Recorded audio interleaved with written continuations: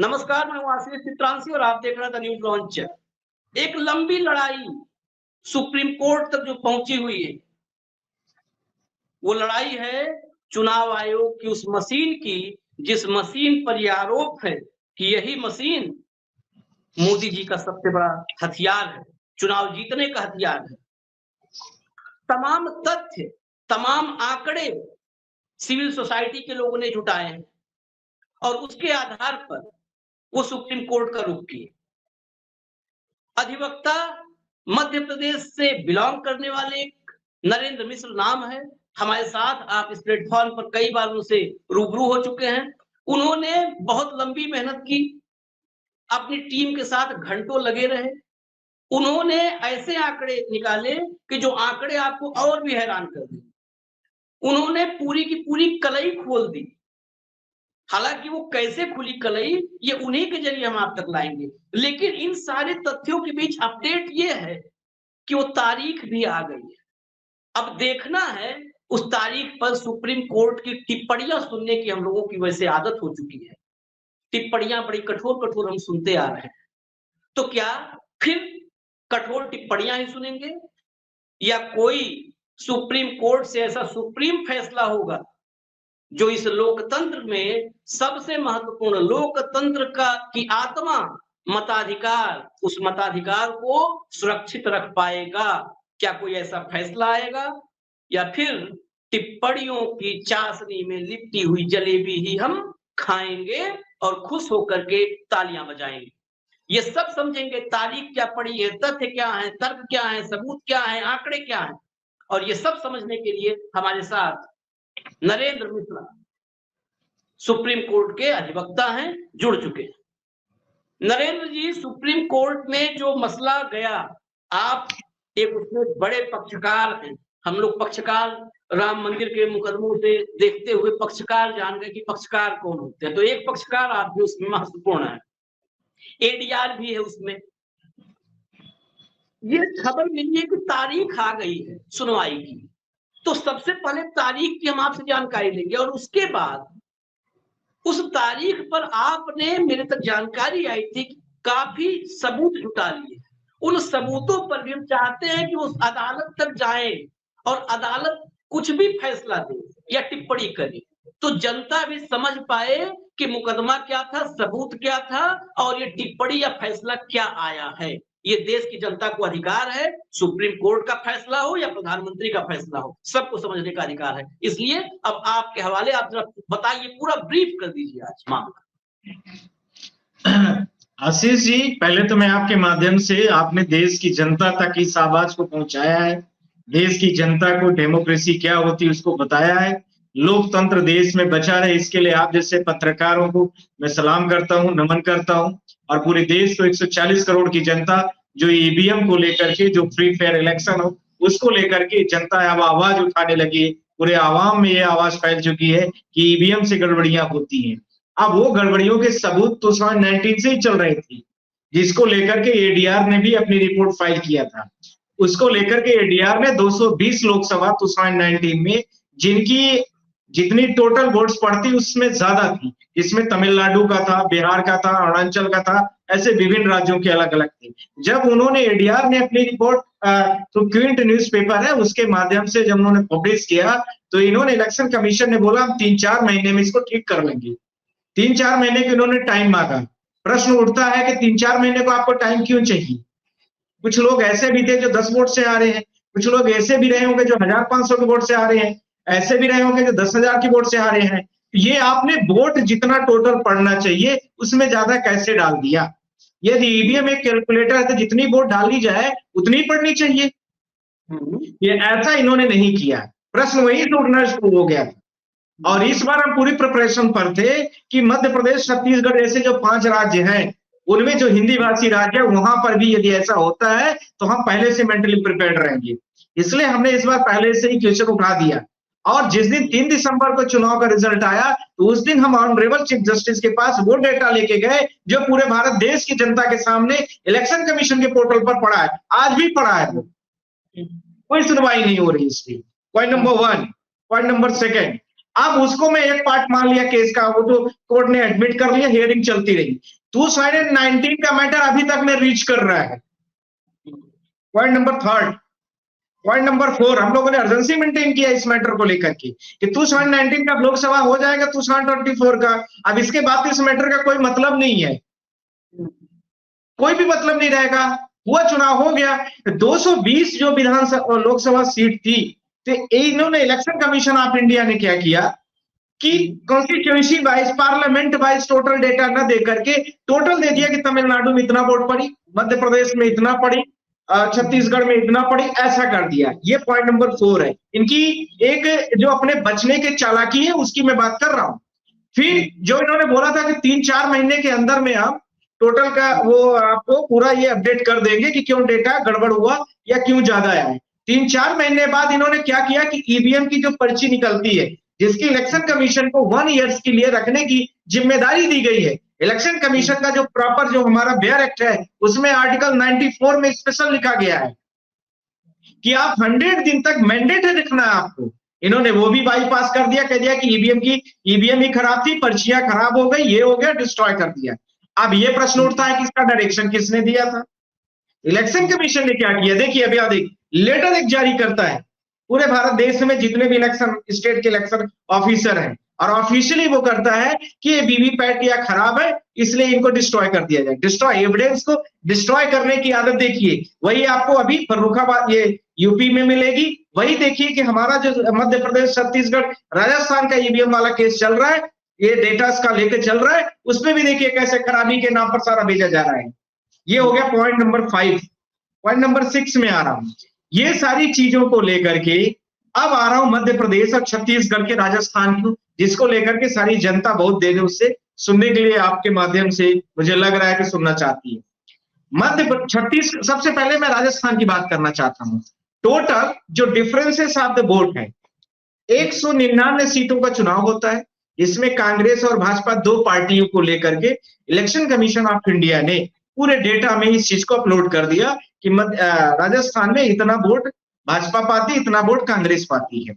अब उन चीजों को लेकर के जो टोटल कांग्रेस सीट जीतती है और जो टोटल इसके साथ में पैरेलली बीजेपी जीतती है, 115 सीट बीजेपी जीत जाती है, 69 सीटें कांग्रेस जीत जाती है। 115 जो सीटें हैं टोटल, उन टोटल वोट्स का जो लीड्स मिलती है, कहीं 1000, 2000, 5000, 10,000, 100, 200, 10, 5 ऐसी लीड से बीजेपी जीतती है। और 115 सीटों में जितना लीड्स का उसका टोटल वोट मिलता है बीजेपी को, वो मिल रहा है 16 लाख 16,06,000 के आसपास में है। पॉइंट नंबर 1, इस पॉइंट का पॉइंट नंबर 1। ऐसे ही इसी के साथ मैं बाय मिस्टेक मैंने बोल दिया, ध्यान रखना, सॉरी बाय मिस्टेक हो गया। बीजेपी ने पाया है टोटल लीड्स में 44,46,000 टोटल डेटास पर, मैंने डिफरेंसेस बता दिया था। अब ऐसे ही कांग्रेस ने जो 69 सीटें जीती है उसमें वो पारी 28 लाख के आसपास में, यानी जो 44 लाख डेटा, 44 लाख जो राजस्थान में बीजेपी पाती है 115 सीट पर, साथ में पैरेलली उसके साथ में कांग्रेस पा रही है 69 सीट पर 28 लाख डेटा। ये मैं आपके साथ दोनों का जब डिफरेंसेस कर दिया जाए, लीड्स का डिफरेंस है, तो 16 लाख के आसपास में इनको वोट मिल जाती है। अब 16 लाख जो मैंने अभी आपको बताया था आपके माध्यम से, तो ये सारी चीजें हो गई। और ऐसे ही अब total calculation of the vote में चलते हैं, total BJP minus total Congress, तो कितना होता है 1,65,00,000 टोटल बीजेपी पाती है और 1,56,00,000 टोटल कांग्रेस पाती है। बस समझ आएगी। तो इसका डिफरेंस है टोटल वोट्स का, वो आ रहा है 9 लाख के आसपास में, यानी ये डिफरेंसेस दोनों इक्वल होने चाहिए, वो डिफरेंसेस इक्वल नहीं है। पॉइंट नंबर 1 सेकंड है इस पार्ट का, राजस्थान को लेकर के पॉइंट नंबर 1 सेकंड है, ये डिफरेंसेस जो है वो इक्वल नहीं है। पॉइंट नंबर 4, अब मैं टोटलिटीज में बात करता हूं, यानी सारे विधानसभा में जितने कंटेस्टिंग कैंडिडेट थे, ऐसे मान लीजिए किसी में 10 लड़े, किसी में 5 लड़े, किसी में 4 लड़े हैं, किसी में 2 लड़े हैं, तो 2 से कम तो नहीं ही है कहीं पर। इस तरह से यदि मैं लेके चलता हूं तो टोटल जो वोट पड़ती है राजस्थान में टोटल मिलाकर के, तो वो पड़ रही है वहां पर 3,96,00,000 टोटल, लमसम 4 करोड़ के अंडर में है। ठीक, ये ध्यान रखना है।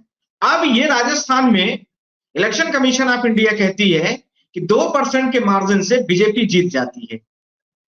2% के मार्जिन से बीजेपी जीत जाती है। जब 2% का मार्जिन बराबर, यहां पर मैंने अभी आपको 2 डेटा बताया है, दोनों इक्वल नहीं है, दोनों के हिसाब से मैं बात कर लेता हूं। एक है 16 लाख, 2% बराबर 16 लाख, तो 1% बराबर 8 लाख के आसपास हो गया। इसका मतलब हो गया कि टोटल वोट कितनी पड़नी चाहिए, 8 करोड़ आनी चाहिए टोटल डिस, 8 करोड़ होना चाहिए। तो 8 करोड़ तो वोट पड़ नहीं रही है। वोट कितना पड़ रही है, 3,96,00,000। ध्यान रखना है। पॉइंट नंबर 4 है।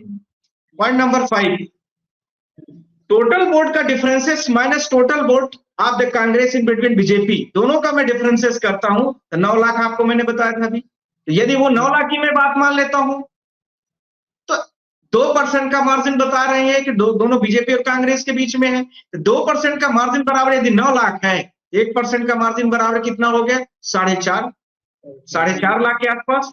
तो टोटल 100% वोट कितनी पड़ती है, 4.5 करोड़ पड़नी चाहिए। और टोटल वोट पर कितनी रही है, 3,96,00,000, यानी मोटा मोटा 4 करोड़ मान के चलिए। तो फिर कैसे पॉसिबल है, फिजिकली पॉसिबल ही नहीं हो रहा है। ये पॉइंट नंबर 5 है इस पार्ट का। ऐसे ही मध्य प्रदेश में भी हो रहा है। अब चलिए मध्य प्रदेश का देख लेते हैं। इसके आधार पर हमने इलेक्शन कमीशन ऑफ इंडिया से बोला है, ये आपके सामने मैं इसको दिखा भी रहा हूं, मैंने शायद दिखाया भी था। ये देखिए 16 जनवरी को हमने इलेक्शन कमीशन ऑफ इंडिया को एप्लीकेशन भी दिया और ये पूरा डेटा, इसका मार्जिन भी दिखा है नीचे, आप उसको देख भी सकते हैं। देख लिया होगा आपने, इमेज आ गई होगी, मैं आपको कैप्चर भी करके भेज दूंगा। ठीक, ये मैंने दिया और बोला कि आप इसको करेक्ट करा लीजिए, ठीक करा लीजिए, जहां गड़बड़ियां हुआ सुधार करा लीजिए, जहां ज्यादा गड़बड़ियां समझ में आती वहां दोबारा इलेक्शन करा लीजिए, या जो आप अप्रोप्रिएट एक्शन आप चाहते हो वो कर लीजिए। क्लर्कियल मिस्टेक, जो भी मिस्टेक हो सकता है कि हमें कुछ गड़बड़ी हो तो हमें बता दीजिए कि नहीं मिस्टर जी ऐसा नहीं, ये बात है। तो आपको, क्योंकि ये ट्रस्टेबल इंडिया का सबसे बड़ा इंस्टीट्यूशन है, इसलिए हमारे पूरे भारत देश की जनता का सबसे बड़ा 5 साल के बाद एक बार वोट डालने का अधिकार आता है। और यदि वो भी चला गया तो हमारे पास कुछ बचता नहीं, जनता सिर्फ नेताओं के आगे पीछे घूमती रहेगी। ये था, मैंने रिक्वेस्टली बोला है, मैंने ये नहीं बोला कि आप क्या करें क्या नहीं करें, मेरी कोई प्रेयर नहीं। बड़ी सिंपल सी बातें मैं रखी है, पूरे देश की जनता से मैं बोलना चाह रहा हूं आपके माध्यम से कि मेरा सिंपल सा क्वेश्चन है कि यदि ये गड़बड़ियां हैं तो इनको सही किया जाए, गड़बड़ियां नहीं है तो ब्रीफ करें कि नहीं ये ऐसा नहीं ऐसा है। हो सकता है आम जनता को समझती हो कि जहां 4 करोड़ वोट पड़ती है 4.5 करोड़ कैसे डेटा में आ रहा है, जहां 2% बराबर इतना होना चाहिए तो 16 लाख का डिफरेंस कैसे हो रहा है। तो हो सकता है कि आम जनता ना समझ पा रही हो, मैं भी नहीं समझ पा रहा हूं। तो फिर समझने वाला कौन है, इलेक्शन कमीशन ऑफ इंडिया या जो पार्टी जीत के बैठ गई है वो समझ सकती है, तो कोई नहीं समझ पाएगा। तो आप इसको समझा दीजिए और यदि गड़बड़ी लगती है तो आप उनको दोबारा चुनाव करा दीजिए जहां जैसे आवश्यकता हो। ये मैंने प्रेयर में भी बोला है। अब आ रहा हूं पॉइंट नंबर 2, बड़ा हेडिंग में मध्य प्रदेश की बात करता हूं। मध्य प्रदेश में 230 विधानसभा का चुनाव होता है। टोटल मिलाकर के 163 विधानसभा बीजेपी जीत जाती है, 66 विधानसभा मध्य प्रदेश में कांग्रेस जीत जाती है। तो वही डिफरेंसेस लीड्स का 166 जो विधानसभा बीजेपी जीतती है, 163 विधानसभा, उसका जो टोटल लीड्स का आता है, टोटल टीस, वो कितना आ रहा है वो भी देख लीजिए। और फिर उसके साथ में कांग्रेस को कितना मिलता है वो भी देख लेते हैं। बीजेपी को वहां पर मिलता है 1 करोड़ लीड्स का डिफरेंसेस हो रहा है इनका, वो हो रहा है 12,32,657। ये हो रहा है कांग्रेस का, कांग्रेस को मिल रहा है। ऐसे ही इनके साथ में ये मिल रहा है, ये 58 लाख के आसपास में बीजेपी को मिल रहा है। दोनों के बीच का डिफरेंसेस हम कर देते हैं, दोनों के बीच का डिफरेंसेस कर देते हैं जब, ये मोटा मोटा 35 के राउंड में आ जाता है, 35-36 के राउंड में आता है लाख में। अब टोटलिटीज की मैं बात कर लेता हूं। ऐसे ही टोटलिटीज में कौन कितना वोट पा रहा है तो उसकी भी बात कर लेते हैं। तो जब टोटलिटीज की वोट करते हैं हम लोग टोटल में, total BJP minus total Congress, तो उसमें से इतने बड़े लेवल पर डिफरेंसेस जाता है कि आप यकीन नहीं करेंगे, कई लाखों का अंतर आ रहा है। तो वो टोटल डिफरेंसेस बीजेपी का, कांग्रेस का लीड्स का differences is not equal to total votes of the BJP minus total vote of the Congress. ये भी हो गया। ये मैंने पूरा प्रॉपर डेटा रखा है, इलेक्शन कमीशन को दे दिया हूं, सुप्रीम कोर्ट को भी दे दिया हूं। अब ये मैटर लगी गया है लगभग, है ना, तो पूरी आम पब्लिक के डोमेन में भी आ जाएगा, आप लोग चिंता नहीं करना है। पूरे देश की जनता को मैं मोटा मोटा मैं बता दे रहा हूँ सबको। तारीख कब लगी है? ये मुझे लग रहा है 31 को लग रहा है मैटर, ठीक है, 31 जनवरी को ये लग रहा है। ये बताइए, एक नरेंद्र जी एक चीज समझना चाहते हैं, अगर कोर्ट इन सबूतों पर, इन तथ्यों पर मतलब इनको वेरीफाई करके यकीन करता है और इलेक्शन कमीशन घिर जाता है, तो क्या ऐसा भी हो सकता है कि इलेक्शन दोबारा करवाने पड़े राजस्थान, मध्य प्रदेश, जहां जहां के सबूत?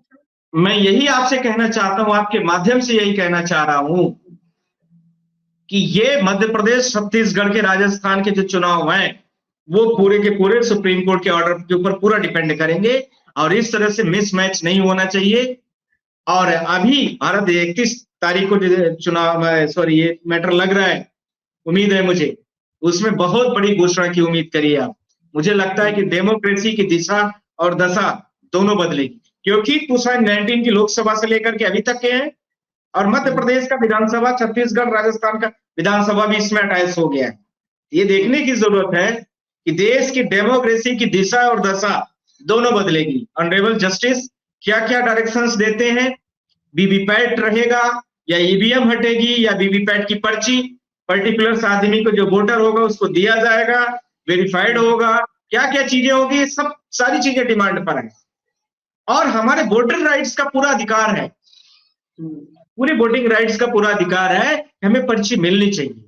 100% वोट जो है मैच होना चाहिए, ये हमारे डिमांड है, हमारी प्रेयर है। हम सारे लोग वोटर्स हैं, हमारे साथ में जी, इनके साथ में चुनाव आयोग, मैं थोड़ा और जोड़ दूं फिर आप पूरा सवाल का जवाब दीजिए। चुनाव आयोग कहता है कि पर्चियों के साथ मिलान की प्रक्रिया जो बार बार कुछ लोग उठा रहे हैं, इससे चुनाव का प्रोसेस जो है बड़ा लंबा हो जाएगा, वोटों की गिनती बड़ी लंबी हो जाएगी। तो कहीं ऐसा तो नहीं कि अदालत में माननीय न्यायाधीश उसकी चुनाव आयोग की इस बात को गौर कर लें, इस पर ध्यान दें कि यार इतना लंबा चुनाव प्रक्रिया हो जाएगा, 3 दिन 4 दिन गिनती होगी? आशीष जी, बड़ा सिंपल सा प्रोसेस, 1 घंटे में सब कुछ हो जाएगा। इलेक्शन कमीशन ऑफ इंडिया जो कहती है वो पूरा, वो दूध का दूध पानी का पानी, 31 के लिए हम लोग तैयारी पर हो रहे हैं, वो चिंता करने की बात नहीं है। बड़ा सिंपल सा सोल्यूशन है। 10 लोग कैंडिडेट खड़े हो रहे हैं तो हमने वोट डाला पर्टिकुलर एक कैंडिडेट। पर्ची जो निकलती है आपने देखा होगा 7 सेकंड की पर्ची पर, उसमें सिर्फ जिसको आप वोट डालते वही बस निकलती है, वही प्रिंट छप के आपको आ जाए। तो आपको 14 लोगों का, जो ईवीएम में लोग और भी होंगे, उनका सबका नहीं काउंट करने की जरूरत पड़ेगी। सारी पर्चियां डाल दी जाएगी, जो जिसको वोट डाला उसी डिब्बे में बाजू में रखा डाला जाएगा और उसको एक ईवीएम में लमसम 1000 के आसपास से ज्यादा वोट नहीं होती है और पोलिंग भी ऐसे ही होते हैं मोटा मोटी। तो इसमें ज्यादा टाइम नहीं लगे। 1000 वोट को काउंट करने में आपको कितना टाइम लगेगा? मेरे हिसाब से ज्यादा से ज्यादा मुश्किल से आपको 1 घंटा वही मान लीजिए कि नोटों को गिनने का जो टाइम लग रहा है। ईवीएम की जो मशीन, वीवीपैट की जो मशीनें रखी हैं, वो दोनों जो है कैलकुलेट हो जाएंगी और उसके साथ में जितना ईवीएम से मशीन वोटिंग पड़ी है वो टोटल वेरीफाइड हो जाएगा जो बॉक्स में रखी हुई है। सारे लोग सेटिस्फाइड, काम खत्म। ये जो कह रहे हैं कि ये 3 दिन 4 दिन लगेगा, कुछ भी जरूरत नहीं, 1 घंटे का काम है वो। और ऐसा कह रही है इलेक्शन कमीशन ऑफ इंडिया, तो अपना बचाव करने के लिए कह रही है कि पर्टिकुलर जिस पार्टी को वो अपना इन्फ्लुएंस करना चाहती है उसके करने के लिए एक तरीका बना के रखी है। इसीलिए तो 10 दिन के अंदर में ईवीएम खराबी बताना शुरू कर दिया, इसीलिए तो वीवीपैट खराब बताना शुरू कर दिया, इसीलिए 2019 के लोकसभा के चुनाव का आज तक उन लोगों का सर्टिफिकेट नहीं जारी किया, उन लोगों का डिक्लेरेशन नहीं अपलोड किया जो इलेक्शन कमीशन ऑफ इंडिया की साइट है, लोकसभा वाइज कैंडिडेटों की टोटल वोट्स नहीं जारी किया। यही इसका कारण है, क्योंकि इनके अंदर कुछ न कुछ झोल है। अब ये कहना ये शुरू किए हैं, कल कुछ लोगों ने मुझे फोन करके बताया, सच्चाई में नहीं जानता पर आपके माध्यम से मैं जरूर बोल रहा हूँ। क्या सच्चाई है कि जितने लोग सुप्रीम कोर्ट के वकील, ऐसा मुझे लोगों ने बताया है, सही गलत मैं नहीं जानता हूँ क्या है, कि यदि ऐसा होता है तो हम FIR कराएंगे, हमें तो सबसे पहले इलेक्शन कमीशन ऑफ इंडिया पर एफआईआर होना चाहिए। जब इतनी बड़ी रिपोर्ट छापी गई, आप ही का डिक्लेरेशन हो रहा है, आप ही की सारी चीजें आ रही हैं, आप ही सारा लेटर जो है तो उसको जारी कर रहे हो, तो ये किसके आधार पर आपने किया है? पहले तो आप पर एफआईआर होना चाहिए, आपको अंदर भी भेजना चाहिए सुप्रीम कोर्ट को। ये हम लोगों की प्रेयर होगी, आप देखना। आप इसमें ये ऐसे नहीं चलने वाला है देश। हमारा आपके माध्यम से यही कहने का है कि आप जनता को बताएं, इलेक्शन कमीशन ऑफ इंडिया की जिम्मेदारी जवाबदेही दोनों है कि वो भारत देश की जनता को बताएं कि टोटल वोट इतनी पड़ी है, गलती हो गई या हमने गलत किया है, हमें बता दें कि मिश्रा जी ये आपने गलत डेटा दे दिया है, हम आपको बता रहे ये नहीं ऐसा है, हमें बुला ले समझा दे नहीं ऐसा नहीं ऐसा है, मैंने आपको दे भी दिया है। फिर यही डेटा 17 तारीख को मैं honourable chief justice of India को भी दिया हूं, उसमें भी उन्होंने भी एक कमेटी बनाई हुई है जिसका हमारा वहां पर प्रदीप जो लांगड़े जी है ऑनरेबल रजिस्ट्रार, वो इसका वेरिफिकेशन करा रहे हैं पूरा डेटा का, तो आप समझ सकते हैं। तो हम ऐसा नहीं है कि हम कुछ भी आप, और ये भी डेटा को हमने पूरा प्रॉपर तरीके से चार्ट, ये देखिए राजस्थान का जैसे बना हुआ है, मैं आपके माध्यम से दिखाना भी चाहता हूँ, ये देखिए राजस्थान है जैसे, ठीक, ये पूरे चार्ट है, ऐसे 5-5 पेजों का है ये सारा, हमने प्रॉपर, ये पूरा बड़ा सीट है, हमने पूरे सीट्स को दिया हुआ है सुप्रीम कोर्ट को। ये यहाँ पर देखिए टोटल, हमने यहाँ पर टोटल लिस्ट भी दिखाई, 5-6 पन्ने का है पेजेस का, तो हमने उसको ज्यादा नहीं वेरीफाई, तो आप खुद भी देखिए हमने पूरी चीजों को दिया है। हमसे कोई गड़बड़ी है, कहीं मिसमैच हो रहा है, आप बता दीजिए, मुझे भी बता दीजिए कि मिस्टर ये ऐसा नहीं ऐसा है, आपको बता दे, मीडिया के माध्यम कॉन्फ्रेंस कर दे।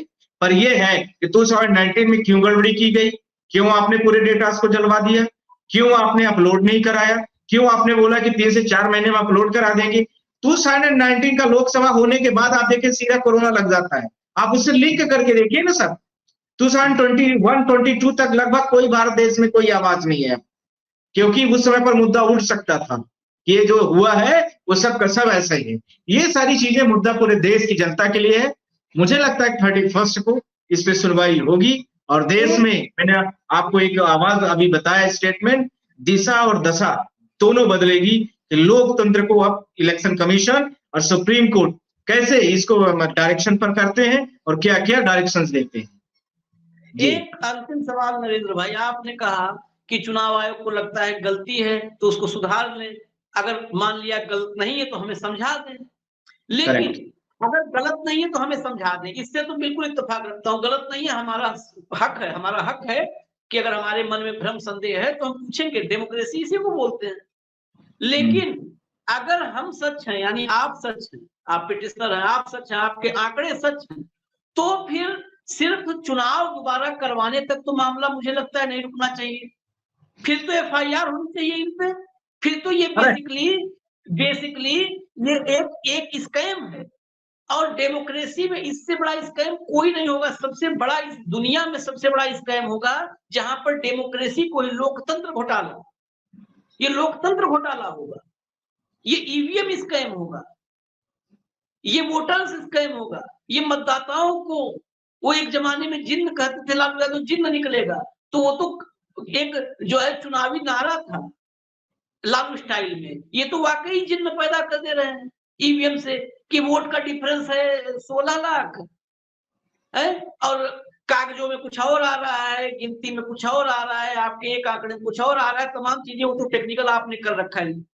तो क्या अगर ये मामला सुप्रीम कोर्ट में, हालांकि ये दूर की लड़ाई है, लेकिन फिर भी मैं जानना चाहता हूं, क्या अगर ये सारे तथ्य आंकड़े सब प्रूफ हो जाते हैं तो ये चुनाव आयोग या चुनाव आयोग के पीछे जो मास्टरमाइंड है, क्या ये सब जेल भी जाएंगे? कोई जाएगा या नहीं जाएगा, पर इलेक्शन कमीशन ऑफ इंडिया की रिस्पॉन्सिबिलिटी और ड्यूटी दोनों है जो पूरे भारत देश की जनता को डिसाइड करना चाहिए कैसे इलेक्शन कमीशन ऑफ इंडिया के साथ क्या व्यवहार हो। ये पूरी देश की जनता के बीच में ऐसे लोगों को छोड़ देना चाहिए, वो देश की जनता खुद ही डिसाइड कर देगी कि क्या होगा। हमें और आपके कोई जरूरत नहीं है, हमें और आपको सिर्फ और सिर्फ जो ओरिजिनल फैक्ट है वो रखने की जरूरत है। बस सच्चाई ये है हमारी नजर पर, आप गलत हूं मैं तो मुझे बताइए। नहीं, बिल्कुल बिल्कुल बिल्कुल, लेकिन मैं तो ये जरूर चाहता हूं कि जब ये पहली जीत मिले, पहले लेवल पर ये सारे आंकड़े सत्यापित हो जाए और चुनाव आयोग के सामने आईना रख दिया जाए कि हाँ गलत है ये, हमारे जो है ऑनरेबल जस्टिस इस चीज को, इस निष्कर्ष तक पहुंच जाए। लेकिन उसके बाद मैं तो व्यक्तिगत रूप से चाहूंगा, क्योंकि अगर कहीं पे प्रमाणित होता है कि मैं गलत हूं तो फिर गलती की सजा भी मिलेगी। भूल चूक की सजा मिलती है तो गलती की मिलेगी। लेकिन आपने, आपकी टीम ने बड़ी मेहनत की है, इसके लिए मैं सभी दर्शकों की तरफ से साधुवाद आपको कहूंगा, धन्यवाद कहूंगा कि ये बड़े मेहनत का काम है। ये इतने बड़े पन्ने, वो ये कॉपी A4 वाला साइज नहीं था, बहुत बड़े बड़े पन्ने हैं, एक एक विधानसभा की गिनती। ये तो राजस्थान का हो गया, ऐसे ही ये पूरा मध्य प्रदेश का है, ठीक है, ये MP का हो गया, ऐसे ही अगला जो आएगा वो ये भी 8-10 पन्ने का है, ठीक है। ये पूरे देखिए यहाँ पर ये विधानसभा लिखी है, इसके बाजू में कैंडिडेट का नाम लिखा गया है, इसके बाजू में वहां पर जो है उसका कौन है पार्टी उसके कंटेस्टिंग में थी, यानी बाजू में कौन है उसके, कहीं पर बीजेपी कहीं पर कांग्रेस है।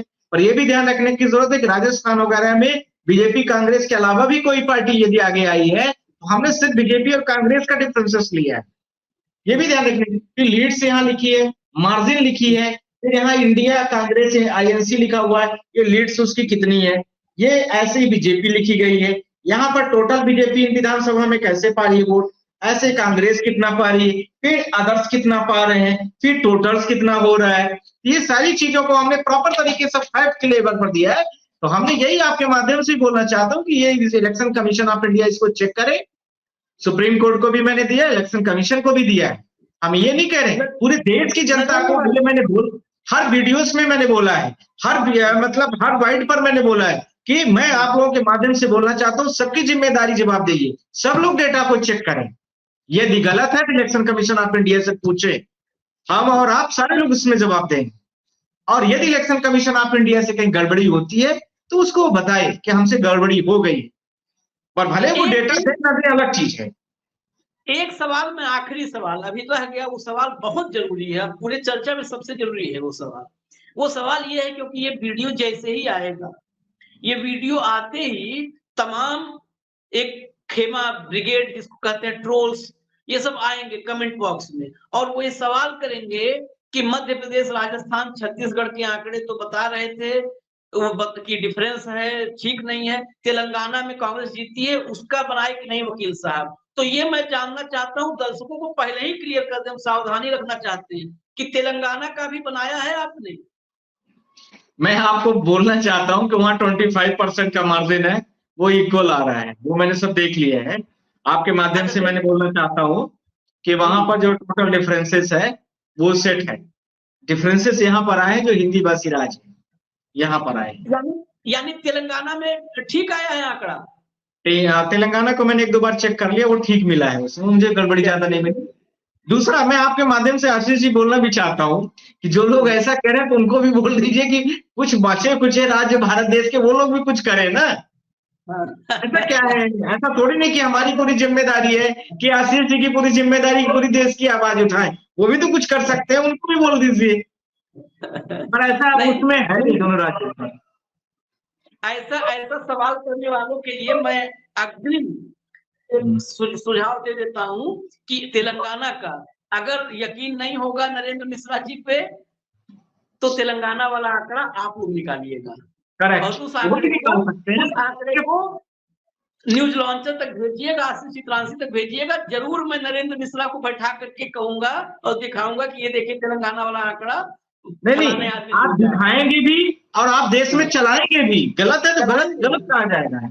हम थोड़ी नहीं कि हम ऐसा कह रहे हैं। हमारा आपका एक मिशन है, फ्री फेयर इलेक्शन होना चाहिए। जीतना हारना हमसे कोई मतलब नहीं है, कोई जीते कोई हारे, फ्री फेयर इलेक्शन बस।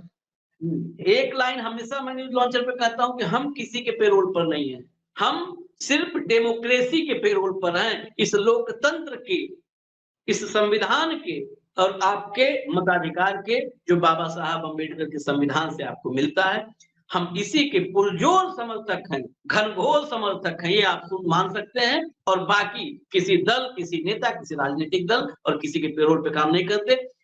नरेंद्र मिश्रा जी की मेहनत के लिए मैंने पहले भी कहा था, एक बार फिर से मैं पूरे न्यूज लॉन्चर की टीम की तरफ से स्वयं और बाकी अपने दर्शकों की तरफ से इसके लिए आपको साधुवाद देता हूं और शुभकामनाएं देता हूं कि आप 31 तारीख वो दिन जाएं जब ऑनरेबल जस्टिस हमारे देश के, जिन पर बड़ा भरोसा है, आखिरी उम्मीद है इस देश की एक बड़ी संख्या, इवन हम कह सकते हैं कि बहुमत का, इस देश के बहुमत जरूरी नहीं है, बहुमत आंकड़ों में अगर आप गौर करेंगे तो सरकार जिसकी होती है बहुमत उसका नहीं होता है। 37% वाली 37% 2019 में जिसको वोट मिले थे वो उसकी सत्ता है, वो डंके पर टीपी लगा करके भाषण देते हैं, लेकिन 63% वाला विपक्ष में है, तो बहुमत तो 63% है, जनता का बहुमत। तो जनता के बहुमत की आवाज है, सुप्रीम कोर्ट के माननीय न्यायाधीशों से बड़ी उम्मीदें हैं। इस विषय पर नतीजा कुछ भी हो, इस विषय पर एक गंभीर सुनवाई हो और दूध का दूध पानी का पानी हो। हम इंतजार करेंगे और जो भी अपडेट होगा वो नरेंद्र मिश्रा जी के जरिए हम चाहेंगे 31 तारीख को तो जरूर ही कि क्या अपडेट हुआ हम दर्शकों तक नरेंद्र जी के जरिए लाएंगे। धन्यवाद आपका नरेंद्र जी, इतना वक्त आपने दिया, देर रात भी आपको फंसा लेता हूं मैं, इसलिए धन्यवाद आपका। और अभी दीजिए हमें इजाजत, चलते हैं, नमस्कार।